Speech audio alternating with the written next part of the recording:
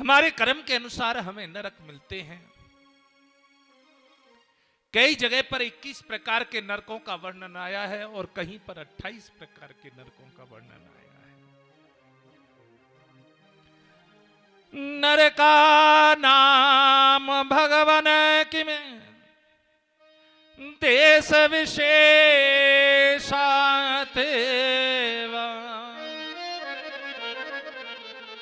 वैस्त्रलोक्या हो दंतरालेते।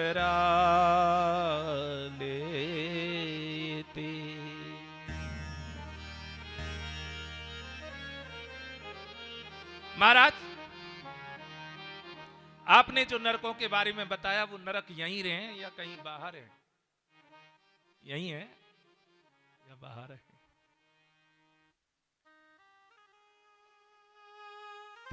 तो सुखदेव मुनि कहने लगे ये त्रिलोकी के भीतर है। त्रिलोकी के भीतर कहां है? दक्षिण दिशा में।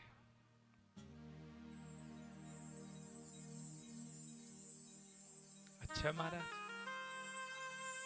तो नरकों के स्वामी कौन है? नरक के भी तो स्वामी होंगे ना भाई। जिसका घर है उसका कोई ना कोई तो स्वामी होता है ना। नेम प्लेट लगी रहती है, फलाने फलाने का ये घर है। तो बताने लगे भगवान सूर्य के पुत्र पितृराज भगवान यम अपने सेवकों के सहित वहां रहते हैं। तो महाराज, नरकों की संख्या कौन कौन सी है अब आप लोग गिनना।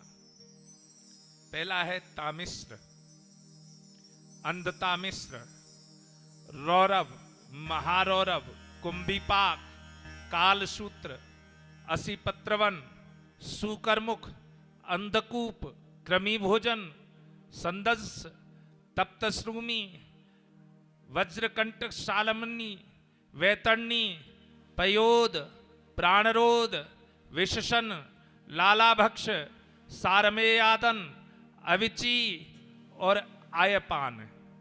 इनके सिवा क्षारकदर्म, रक्षोगढ़ भोजन, शूलप्रोत, दंत शुक्र, अवट निरोधन, प्रयावर्तन और सचीमुख, ये इस प्रकार से 28 नरक हैं। या तो भजन किया जाए, सदगुरु की शरण में जाया जाए, अन्यथा 84 लाख योनियों के लिए आप तैयार हो जाएं। आप नरक भोगते हुए उन 84 लाख योनियों में ही भ्रमण करेंगे। जैसे कि जो पुरुष, एकाद नरक की व्याख्या कर देते हैं, जो पुरुष दूसरे के धन, संतान अथवा स्त्रियों का हरण करता है उसे अत्यंत भयानक यमदूत काल पास में बांधकर बलात् और तामिस नरक में गिरा देते हैं। तामिस नरक में। इसके ऊपर गुरुदेव क्या बोलते थे?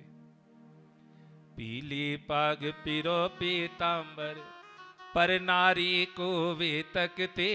पीरे पाग पिरो पीतांबर पर नारी को वे तकते। जिन कर निन से बने बेसरा घूरे डारक बिखरे सो कहते बरते भैया राम रहो रे हर के एकासी। सो कहते बरते भैया राम रहो रे हर के एकासी। पीरी पाग, दूसरे का धन, दूसरे की संतान, दूसरे की नारी, जो इन पर अधिकार करता है वो अगले जन्म में भैंसे की योनि को प्राप्त करता है।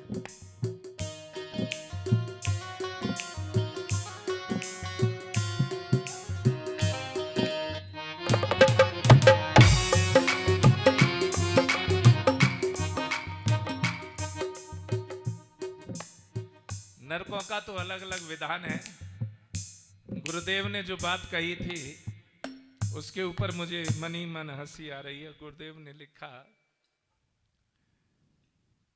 पीपर काटे पता विनाशे, नास पुत्र का वे करते, इन करन से बने कलंकी टुकड़े मांगत वे फिरते। इसमें लिखा है कि जो इस प्रकार के अन्य कृत्य करता है तो वो रौरव नरक में जाता है, और रौरव नरक में रुरु होकर, रुरु क्या होता है? कीड़े। तो कोढ़ी के क्या पड़ता है?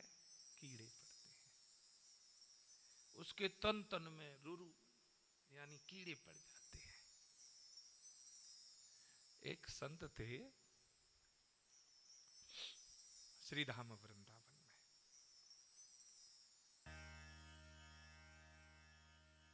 गौड़ीय संप्रदाय के थे।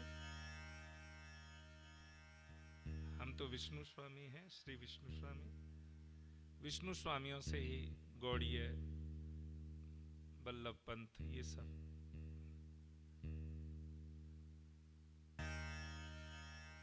तो उनके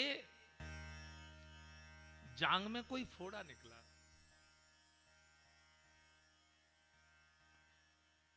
तो जांग में जब फोड़ा निकला तो उसमें कीड़े पड़ गए। ये 100 वर्ष के करीब की घटना है। तो उन दिनों कोई ज्यादा तो थे नहीं। एक वैद्य जी आए थे और बहुत पहुंचे हुए संत थे, नाम नहीं लूंगा मैं उनका। तो जब वैद्य जी आते तो उनके घाव में से कीड़े निकालते थे, तो वो एक कागज पे रखवा ले, भैया समय निकाल के यहां में रखते हैं।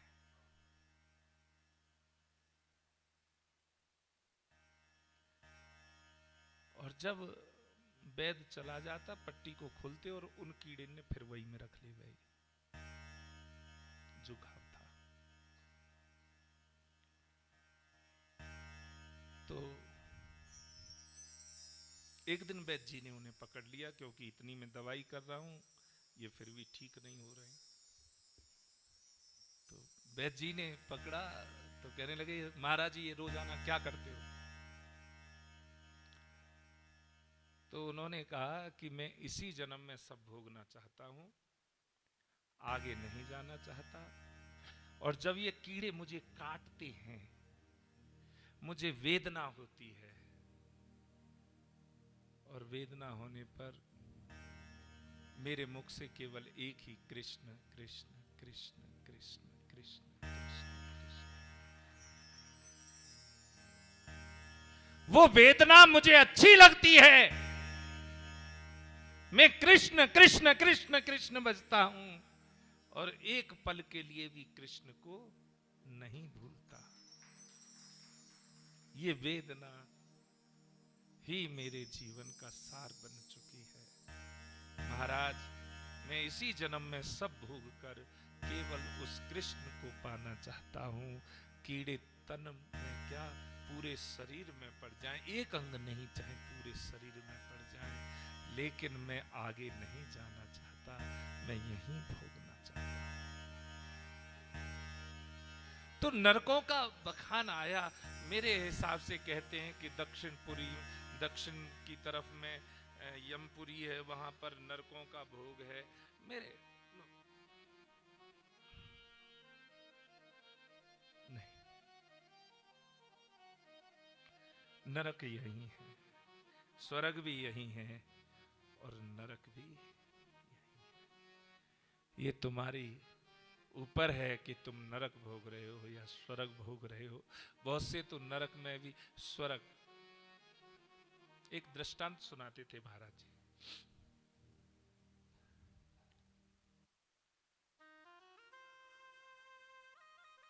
कि एक व्यक्ति स्वर्ग में गया, पहले नरक में गया। तो नरक में एक बहुत बड़ा पतीला, सब कुछ है उसमें, बड़ी मीठी मीठी खीर है।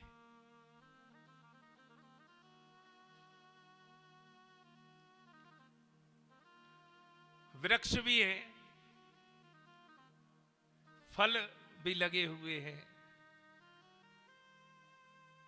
लेकिन फिर भी वो ऊंचा पतीला है ना, लोग कोशिश करते हैं हाथ जल जावे, नीचे को गिर जाते। वो व्यक्ति नरक में जब ऐसे उद्योग को देखता है, कहने लगा हे भगवान देखो खीर भी है, कितने सुंदर सुंदर वृक्षों पर फल हैं, लेकिन ऊंचे हैं।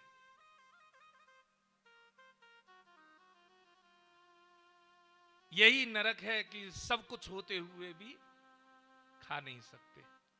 जैसे भगवान ने कुछ बीमारियां ऐसी लगा दी हैं, खाता बंद हो गया है सब कुछ होते हुए। कैसे खाता बंद हो गया है? एक महाराज जी बहुत मीठा खाते थे, बहुत मीठा खाते थे। उन्हें मधुमेह की बीमारी हो गई, शुगर। अब जब शुगर की बीमारी हो गई तो किसी ने कहा महाराज जी मीठा खा लो, तो उन्होंने कहा अब हमारा खाता बंद हो गया है। जब तक हमारा खाता था हम बहुत खाते थे, अब हमारा खाता बंद हो गया इसलिए अब हम नहीं खाते हैं। सब कुछ होते हुए भी जो नहीं खा पाते हैं वो ही नरक है। वहां मीठी खीर का पतीला, लेकिन उद्योग देखना अभी आगे।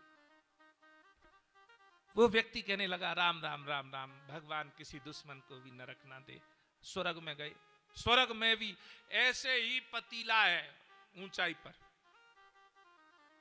वहां भी पेड़ पौधे हैं, वृक्षों पे बड़े सुंदर सुंदर फल हैं।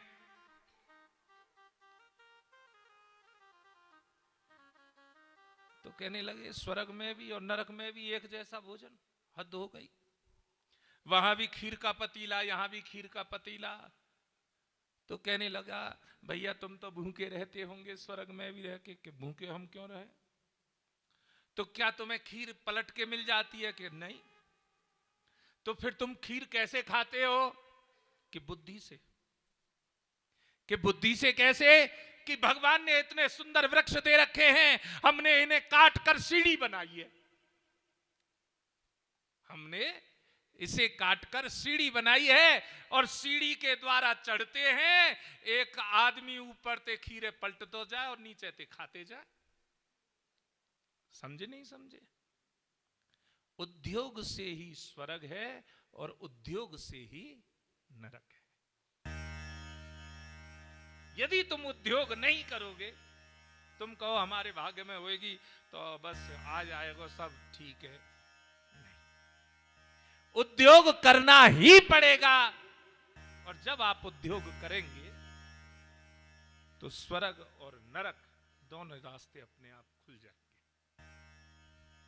तब उसे समझ में आया कि नरक में वही जाता है जो बुद्धिहीन होते हैं और स्वर्ग में वो जाता है जो बुद्धि के विकास करते हैं, बुद्धि का उपयोग करते हैं।